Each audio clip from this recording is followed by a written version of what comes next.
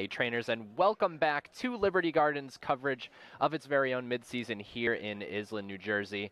We're here with round 7. My name is Brendan Lewis, and I am joined this round by Justin Carris, and we are beside ourselves to bring you this round here. I'm sorry to speak for you, but I know we're all excited here. Well, I actually just came off of recording the side stream match between aDrive and Jeremy Odena, and it was actually a really well-played match. He actually got the 2-0 win over Odena, and I mean, you know, that's arguably one of the best players we have this season in this area, so it's really exhilarating to see somebody that, you know, is a little bit newer to VGC, you know, have that type of adaptation and development. And I know that Dan has been working very, very hard as a player trying to, you know, bring himself up to speed with some of the people that have been around for a little bit. So the fact that he's here for a win and in such a stacked tournament is so awesome, and I'm so glad we get to commentate. Right, and we didn't directly say it, but we will be featuring aDrive on stream this round in a really exciting match against somebody who you may have seen on stream in our round 1 today, and that, of course, is Paul Chua, who, in the VGC community, the name really precedes itself at this point in his career. Yeah, Paul obviously being one of the people tied for having the most regional championships wins. We actually have mentioned that a couple times, but if you're just tuning in now, this is definitely not going to be an easy feat for a newer player to overcome somebody like Paul. Paul has been playing all the way since back in, I don't know if the juniors division, I know for the fact the seniors division, and has not really had a moment in his career where he wasn't, you know, an exceptional player. So he's one of those people that really just knows like almost all of his outs at any given moment, and you know, considering the team matchup they have, I don't think this is going to be an easy win for either player. Yeah, Paul is you know, to me, one of the scariest players that I've ever played against. I'm sure you've got experience playing against him. I've got many matches against Paul. But I feel like I have to say this every time I cast his round is I didn't take like a game off of him until like 2019 or something like that. After having played him at multiple locals, he's just an unbelievable player.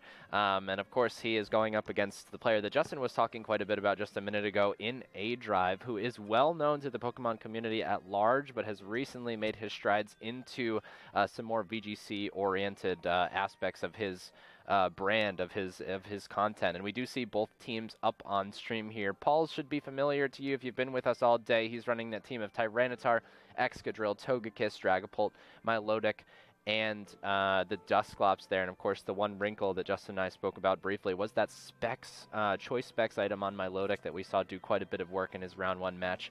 And on the left side of your screen there is aDrive himself, who has changed his team up a little bit from yesterday. He was just telling us about that, switching that Bronzong into Jellicent alongside the 5 of Gyarados, Conkeldurr, Raichu, Togekiss, and that Colossal that I myself am very excited about. Yeah, Colossal, obviously, with possible self-proc strategy, there is plenty to go on there where, you know, Colossal can boost up, get that Dynamax, and go for incredibly powerful Max Rock Falls into, you know, a slew of Pokemon that don't really have great type matchups against Max Rock Fall. That's why Tyranitar actually has so much ease kind of, you know, plowing through teams with the weakness policy. But I don't see, you know, the usual like Weavile or Dragapult self-proccers, so I don't know that it might be even running that strategy. It might be a Trick Room-oriented set. It definitely could be with options like potentially Bulldoze to proc it. I actually don't see anything to see Bulldoze anywhere. Maybe a Surf from something a little bit slower. But anyway, we are going to see leads for both players here with a more Trick Room-oriented setup coming from aDrive side of the field with that Jellicent and Conkeldurr, and Paul going with something a little bit more standard, that Togekiss Excadrill lead that really transcends generations at this point. Yeah, I think that this is a really great lead from Paul. Obviously, it's something that's been around since, you know, 2013. Togekiss Excadrill just has so much immediate pressure. You have the option to possibly Swords Dancer. And this generation, even something like a Dynamax into the Togekiss. And in front of a Conkeldurr, that's honestly something that he might elect to go for. It's a very tantalizing opportunity. And he's going to select Excadrill as his Dynamax Pokemon with no switch-outs from either player here, immediately threatening a lot of damage. And we know how good Excadrill's max moves are, being able to boost damage, resistances on both sides of the spectrum, and aDrive also going to go for the Dynamax here. Of course, there is kind of a one little drawback if Conkeldurr is the selection for the Dynamax here, because of the dropped power of Max Knuckle, which does factor into a lot of the calculations where, you know, just a move like Close Combat is a little bit more powerful. The thing is that if he isn't running something like Close Combat, it does actually end up boosting the power of something like a Drain Punch or a Mach Punch, but he will lose access to any type of priority. Right, and Max Quake is the selection from Excadrill at Paul's command here, as it will go into that Jellicent and do quite a bit of damage on top of those special defense boosts being applied to his side of the field. A Dazzling Gleam from Togekiss is going to do super effective damage to Conkeldurr, and Jellicent is going to hang in there with the critical hit. I guess that scope lens there as we see the double crit immediately. Max Knuckle from Conkeldurr will go into that Excadrill and do a good amount of damage, but more importantly boost its attack to go forward here. And if this is a Trick Room from Jellicent, I think that Dan finds himself in a pretty good position here. Yeah, you know, it's funny. We didn't get to see it on stream last round, but I did watch almost an identical situation in the stream set that they played with off the stream here against Odena, and there was an almost identical situation where he went for a Max Lightning into Togekiss, and I'm so happy to see that Dan actually adapted and figured out that if he's able to keep the Trick Room up and Pokemon that aren't threatening too much under Trick Room, it's super smart to just get that damage instead onto that Excadrill, because now Excadrill really only has one turn of Dynamax that it's been able to utilize. The only thing it really will be able to do without, you know, fear of a knockout is go for a max guard here. Now with Jellicent under Trick Room, it has access to Strength Sap. That's something that might be able to heal the Jellicent all the way back up to full. And it's going to come down to what Dan actually chooses to attack into with his Conkeldurr here. Then Paul's actually going to withdraw his Togekiss as Excadrill does go for the Max Guard, as Justin hinted at. A Strength Sap is going to go into that Max Guard, and Conkeldurr is going to go for that Max Lightning, like you mentioned, Justin, but into a slot that was previously holding Togekiss. And Dusclops is actually going to take that fairly well, given that is a +1 Conkeldurr. Yeah, now this type of situation, what we have is the threat into the Jellicent of the Dusclops actually just going right for maybe like a Nightshade into the Jelly and preventing the chance for it to reverse Trick Room in what would be a double Trick Room scenario. But the fact that the Excadrill actually just went for a Max Guard means that this is a really great opportunity for Dan to maybe go for an attack into that slot. Instead seeing the Ally Switch to absolutely thwart any plan to do so. We're going to flip some coins here today. Ally Switch is going to be the move from that Dusclops, but imprison from Jellicent to prevent, like you said, the reversal of the Trick Room. Max Knuckle was previously going into that Excadrill slot, but thanks to Ally Switch, it will go into the ghostly form of that Dusclops, dealing no damage, and the Steel Spike will complete the turn from Excadrill, which is very critically raising the defense of Paul's side of the field to weather the attacks from that Conk. Yeah, I really like that play from Paul. While I don't necessarily agree with the moral use of Ally Switch, I do think that that was arguably one of the best ways that you can use it. He prevented any damage into his Excadrill and then was able to get that third turn of Dynamax value that I was talking about, which is pretty much a best case scenario after that turn one. Another problem that's really, you know, being faced to Dan here is that, you know, Ally Switch is a priority 2 move, and Mach Punch won't be able to exceed that and get the KO into the Excadrill before he goes for a possible another Ally Switch. And Protect from Excadrill is followed by a Nightshade from Dusclops going into Conkeldurr. Strength Sap from Jellicent into that Dusclops will give it a little bit of HP, but being a Pokemon without much of an attack stat, definitely not the target that it wanted. I'm sure it may be trying to catch an Ally Switch there, and then Drain Punch going into that Excadrill. So it looked kind of like Dan was covering the Ally Switch on that play by attacking into the slot and Strength Sapping the slot next to it. Yeah, and that wasn't insignificant health recovery. I actually really do still like that play. The problem was that Paul made a really smart move and went for the Conkeldurr instead of the Jellicent there. So while Jellicent is imprisoning Trick Room and preventing the swap of the speeds, Conkeldurr is now in range for another another Nightshade. And if he elected the Mach Punch here into Togekiss, this is a great defensive switch from Paul. Definitely, as Excadrill is withdrawn, and Togekiss will comfortably take that +1 Mach Punch as it is a 4x resist. And Nightshade from Dusclops will knock out Conkeldurr. So Paul doing an excellent job to really tread lightly around that Conkeldurr and deals with it effectively even in the Trick Room, as Strength Sap is the choice for Dan and his Jellicent here, which will give a little bit of HP back. Again, these are not the optimal targets for that Strength Sap, but enough damage to really be, you know, non-negligible for Jellicent after it was sitting with so little HP for such a long time. You know, great choice there from Paul to actually have a minimum attack IV on the Togekiss. It will do exactly about 50 health HP recovery, but if he had something like a max HP attack IV on the Togekiss, he would have gotten up to almost, you know, 60 to 70 HP back, which could be, you know, is not non-zero influence. Right, and Dan electing to bring his second water type out onto the field here. No Intimidate activating, meaning that this is a Moxie Gyarados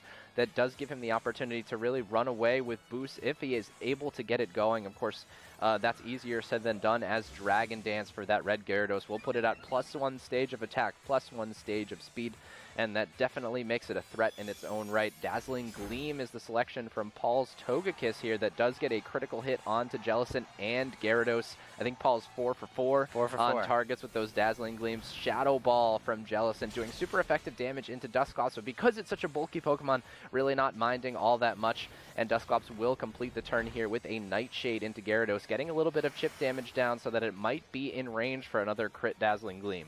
Yeah, and I do really like the play from both players there. I do think that had Paul Chua not been using the broken item that empowers his superpowers of getting RNG, he would have gotten a little bit less significant damage into that Gyarados. And I think that that's actually going to play a really big key part in the end game, especially if he might bring out something with Sand and Tyranitar. A waterfall from Gyarados into Togekiss, and like you said, Paul's powers are boundless at this point with that Razor Fang / Scope Lens, as 2 more critical hits are served up. A Shadow Ball from Jellicent, not quite enough to knock out Dusclops, and it will claim Gyarados here with another Nightshade. And being an attack that doesn't do as much damage as you could be expecting from some of the other Pokemon on Paul's team, Nightshade is putting in quite a bit of work here. Yeah, and he never even went for a Max Quake with Dusclops on the field, so it's surprising to see it live both of those Shadow Balls there. I'm glad that Dan is able to get his Togekiss out now. The problem is he's not in a very comfortable position to maybe get off another Trick Room, and he's at risk of getting knocked out in the Jellicent slot, kind of putting him in that position where maybe he might not be able to turn the game around against the late game Excadrill. But it's going to come down to speed tiers here. I don't know how bulky he's running his Togekiss, but we're going to have to see. And it looks like Paul's is going to be moving first, and it will knock out Jellicent, but no critical hit, surprisingly, onto the opposing Togekiss, which will retaliate with its very own Dazzling Gleam, finally knocking out that Dusclops and doing a decent amount of damage to Togekiss, but a little too little too late at this point, as, of course, Excadrill, which will be threatening those super effective Iron Heads, is still in the back, but Tyranitar, the selection, revealing Paul's last Pokemon. Yeah, and that's really just showing the power of something like Scope Lens. Honestly, if he hadn't gotten maybe 1 or 2 of those critical hits into the Jellicent, or had maybe activated a Curse Body, he would have been in a fine position to get off a Trick Room in that last situation, but and then being able to do something like maybe Strength Sap the Tyranitar. But instead, we're actually going to see this game completely get mopped up by the Togekiss. I think he crit every single attack he went for with that thing. I think he missed 1 the previous turn onto Togekiss, so he was like 7 for 8 or something like that with critical hits. That's absolutely bonkers. But for those of you that are familiar with some of Paul's play style, and he's known as one of the luckier players on the spectrum. He's got a play that's fondly referred to as the Paul Chua fake out, which is a Thunderbolt into Para into full Para. Of course, not to take anything away from his play, Paul's a phenomenal player. Absolutely. And I think that being the type of player that Paul is really lends itself to getting a luck. So not to take anything away, but I really liked how he played that. It looks like Dan had gotten himself into a really good position with Trick Room up. Conkeldurr maxed. He was at +1, and Paul did such a good job of playing slowly through those Trick Room turns until he was able to get himself into a better position. Yeah, there's a couple things I want Dan to do in the run back. The adjustments I think he needs to make, or he needs to capitalize on his Conkeldurr maxing turns if he ends up doing it again. He kind of just lost a little bit of momentum towards the end with the ally switch, and that's the power of the move. It almost stole Paul the entire game. I think it saps your soul a little bit, too. Yeah, it really just it's very tilting. It's one of those moves that leans towards more I don't know if I'm supposed to use that word. Degeneracy, is that okay?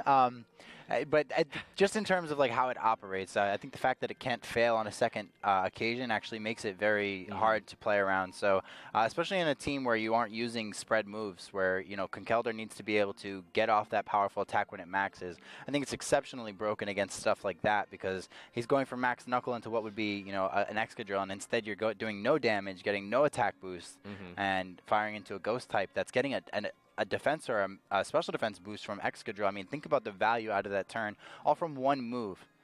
So it's a very scary move, and I think it has that reputation of turning a lot of turns into 50-50s.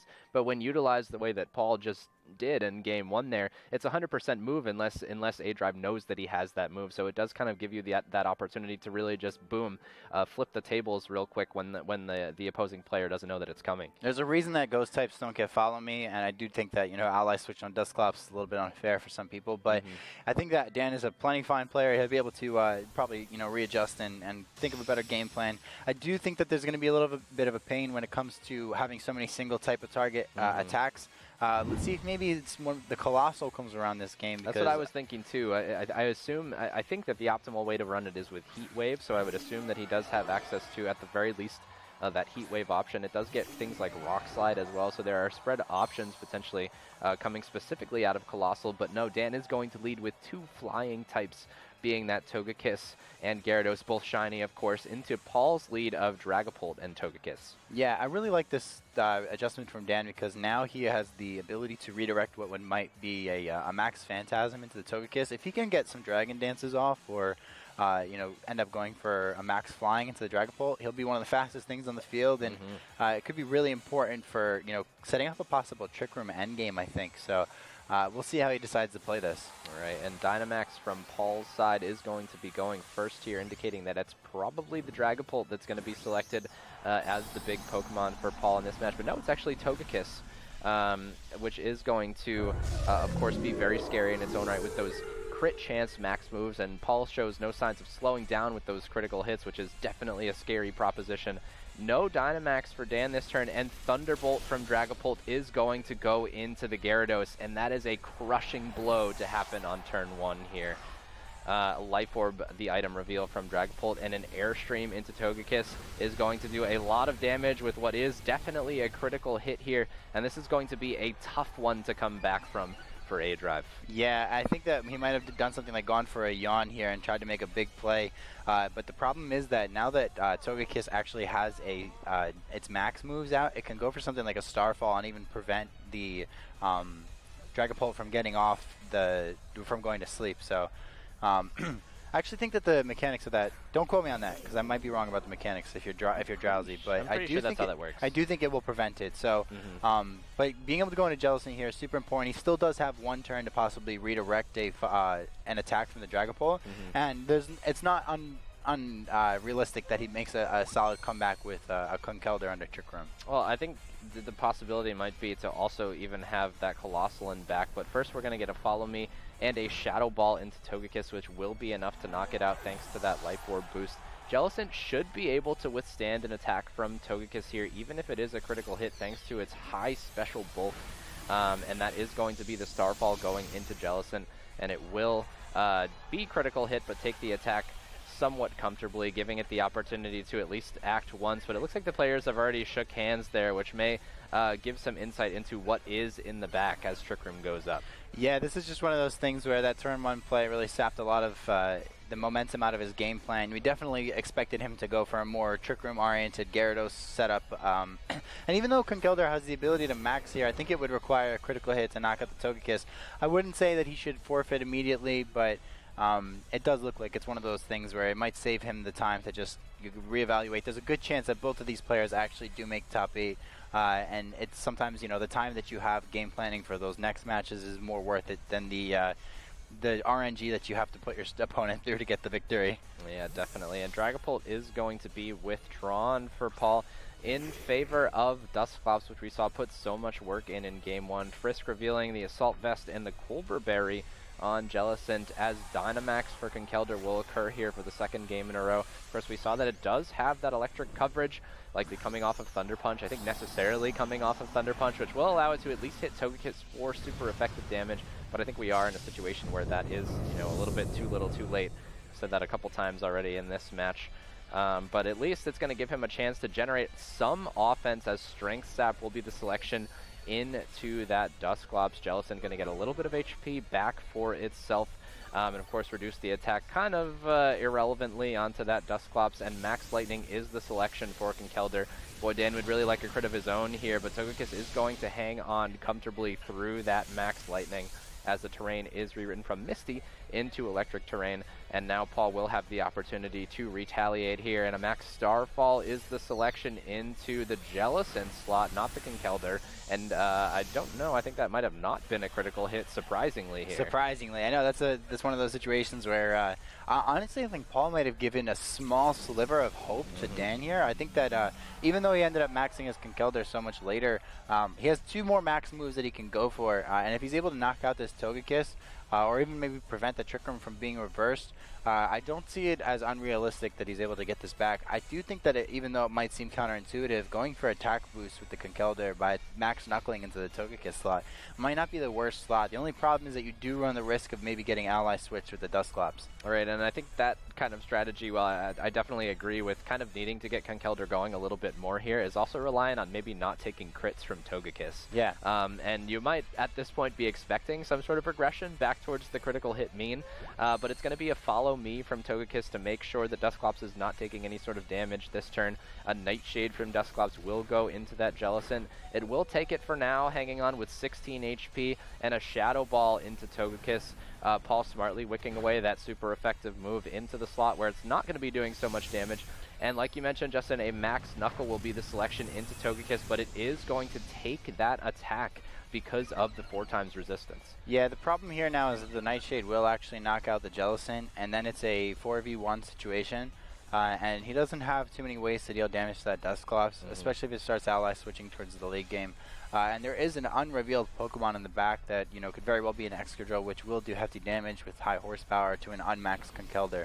And Nightshade will finish off Jellicent, I believe, for the 2nd game in a row here. This Dusclops has been very difficult for Dan to deal with over the course of this the set, and a Knuckle will be enough to finish off Togekiss, leaving Conkeldurr at +2, but I think one of the bigger problems here is that Dan's going to be relying on some sort of niche coverage move to deal with that Dusclops. There's no way to hit it super effectively. It could come down to something like a Thunder Punch, which even at +2 is not going to be doing a whole lot to that bulky Ghost type. And Dragapult, the final selection for Paul here, as he now has 2 Ghosts on the field, which is a pretty optimal situation when you're facing down a fighting type. Well, the good news here is that even though it is 2 Ghosts and he won't be able to restore his HP, he actually can go for a +2 Rock Slide into both of these targets. I don't know that it'll do enough damage to Dragapult, and considering the output that Dragapult actually has, even though there's an Assault Vest on that Conkeldurr, I don't know if he has enough time to make this type of comeback. We end up seeing the Nightshade into the Conkeldurr, and the Rock Slide will do probably around 40% to that Dusclops tops. Yeah, that's actually even less than 40%. I was expecting it to do a little bit more than that, but again, Dusclops definitely one of the biggest beneficiaries in the history of our game of the move, the item Eviolite utilizes it so effectively, and a Shadow Ball from Dragapult will be the choice, as that is going to do quite a bit of damage to Conkeldurr with that Life Orb, and a Rock Slide from Conkeldurr. There's one dodge. I was unable to tell which slot it was into. Okay, so Dusclops did dodge it. It wasn't going to be taking a whole lot of damage anyway. Wait a minute. But Bulldoze from Dusclops. Okay.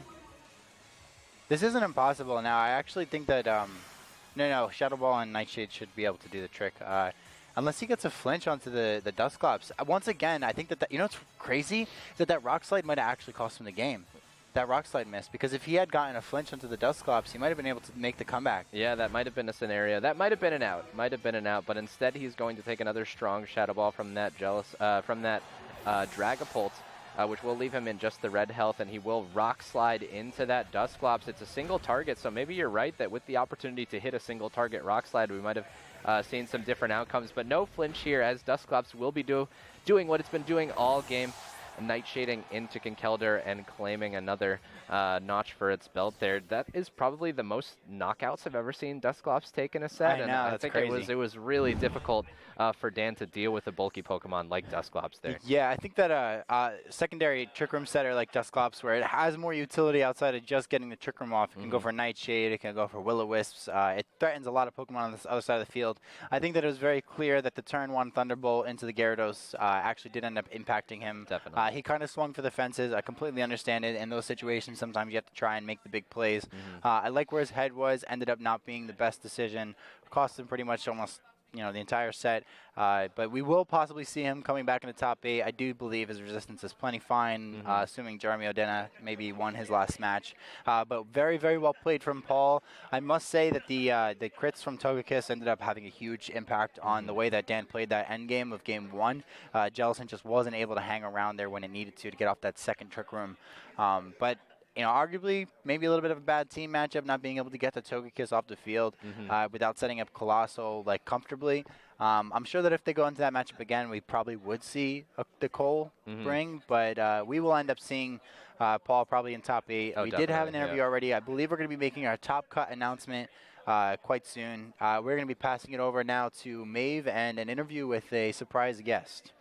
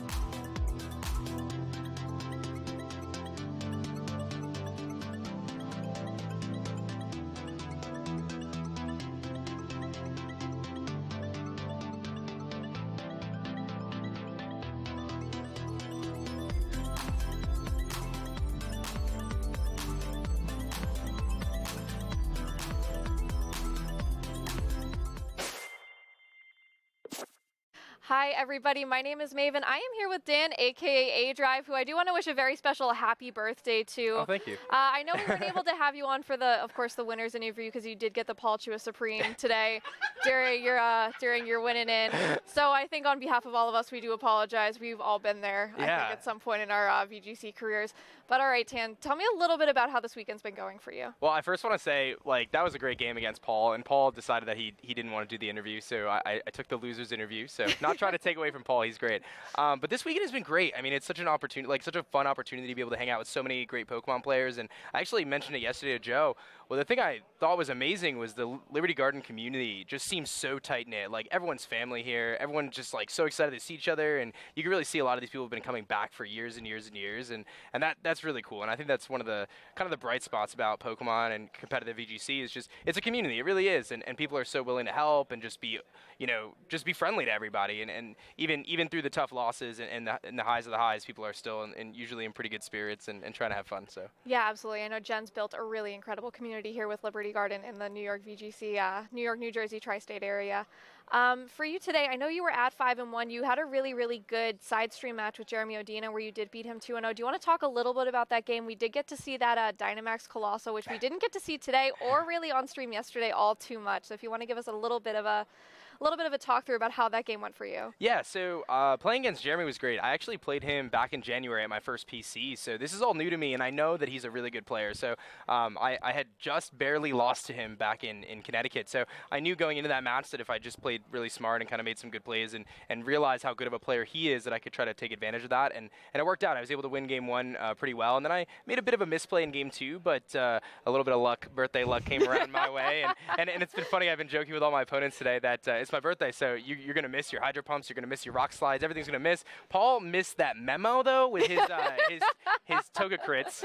And those ally switches, yes. really. I'm sure that ally switch kind of pulled out of nowhere for you the first time. Yeah, and then, the ally switch is one of those moves where, once it's revealed, and you pretty much assume Dusclops has it, but once it's revealed, every turn you're like, is he going to do it again? No, he's not. Is he? No. You just want to put a coin on the table and flip it, I swear to God. Yeah, I mean, halfway through game 2, I signed the match slip, and I was like, Paul, good job, man. That was a pretty rough one, but he's a great player, and honestly, there's just so many great players here, and such great camaraderie, and it's been a really fun weekend. I know a little bit more about you and your actual, Twitch side of things.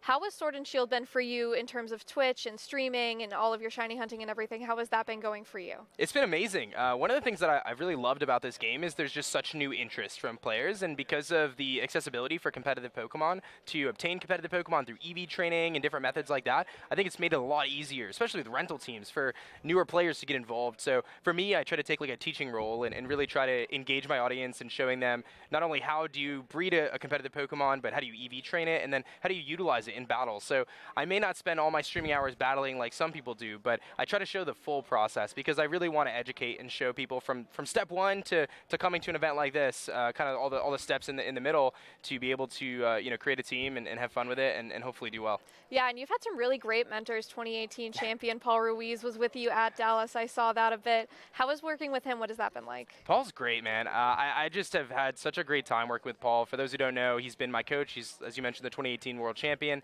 And, you know, we get on calls. I don't think he likes to wake up as early as I do. So that's the struggle. Especially a few hours behind, I think, in Ecuador. Yeah, but he's great. He's up at 8 a.m. my time to do our sessions. And, you know, we've been doing those sessions and really training. And it's been so great. It's pretty crazy to see kind of where I've come. Even with the bad days. Like yesterday, I didn't play as well as I would have liked. And I am still making some pretty rookie mistakes. But I can see really how far I've come from just January to now. There's been some massive strides. And I'm really excited for my VGC future. Oh, I'm excited for you. I know even your Enfield performance, Jeremy let me know. Jeremy and I are good friends. He let me know. I'm like, what was it like playing aDrive? He's like, he was really good. Like, he hit me with that pretty quick, which is awesome. So I'm excited for you. All right, Dan, where can we find you? Plug some stuff for yourself. Oh, yeah. Let me know. Let everybody know where we can find you and what you do. All right, so I stream pretty much every single day on twitch.tv/aDrive, and you can find all my YouTube content at youtube.com/aDrive. I do all sorts of VGC, shiny hunting, and all that kind of stuff. So we have a lot of fun. I'm a super interactive streamer, and I'd love to see you come by my cast.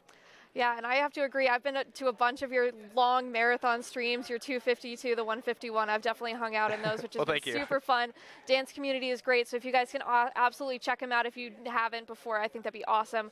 That is going to do it for us for now. We are going to be looking into our top cut very soon, so if you guys can stay tuned. I know, we'll be praying for you, Dan, I swear. All right, thanks, guys. We'll be back as soon as we can.